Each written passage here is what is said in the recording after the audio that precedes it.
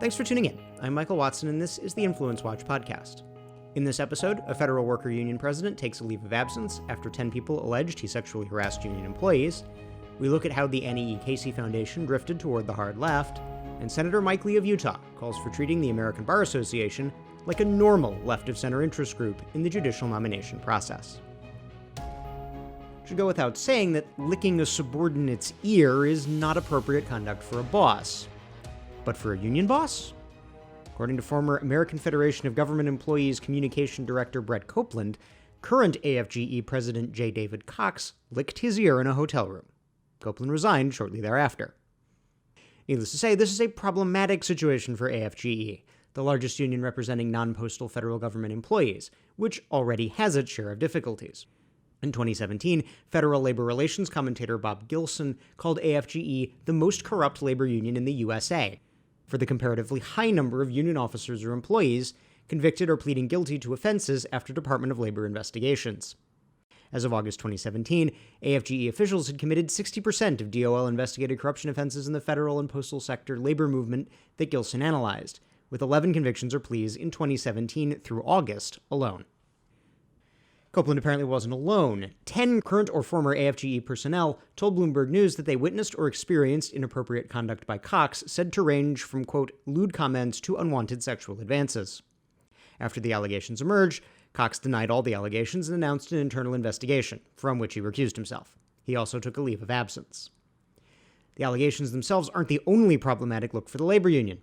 According to Bloomberg News, AFGE staff said AFGE management told staff, quote, that they were not allowed to discuss the misconduct allegations, media reports about them, or the investigation into them on social media, or with any of AFGE's 300,000 members across government agencies. The British historian of the Soviet Union, Robert Conquest, proposed 3 laws of politics, the second of which, any organization not explicitly right-wing sooner or later becomes left-wing, applies perhaps most consistently in big-time philanthropy.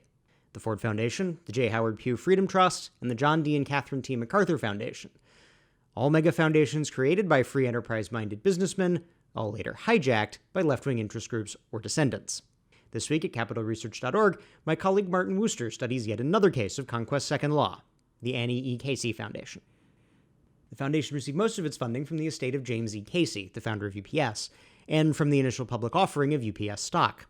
But James Casey did not provide substantive instruction for how his bequests were to be used, beyond a general desire to help children. Prior to the mid-1980s, the Casey Foundation focused on supporting foster care programs that James Casey had helped create. In the 1980s, however, it, quote, expanded the focus of its concern to public policy affecting children and families. Under Douglas Nelson, president of the Annie E. Casey Foundation from 1990 to 2010, the foundation shifted towards grant-making and financially supporting left-wing organizations, like the defunct labor community organizing network Acorn and the left-wing think tank Center on Budget and Policy Priorities. Through the 2000s, the Casey Foundation has provided substantial support to the operations of the Open Society Institute Baltimore, a field office of George Soros's Open Society Foundations. OSI Baltimore was the only one of the U.S. city-based OSI groups to survive in its original form, largely thanks to the Casey support. Wooster concludes, James E. Casey was one of the 20th century's greatest entrepreneurs, but his philanthropic vision was severely flawed. He failed to make clear what he wanted the Annie E. Casey Foundation to do other than to help children in foster care. By establishing a foundation in perpetuity and then giving his successors complete authority to change or ignore his vision, Casey ensured that the foundation would drift away from what he wanted his legacy to be. Is the American Bar Association, a private, non-governmental professional association of lawyers, a fair judge of prospective judges?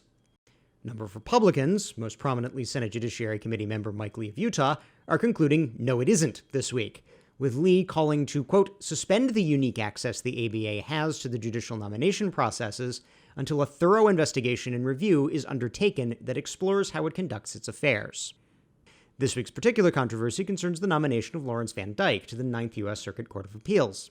Despite Van Dyke having served as Solicitor General, the top government appellate lawyer, of both the state of Montana and the state of Nevada, the ABA rated Van Dyke not qualified.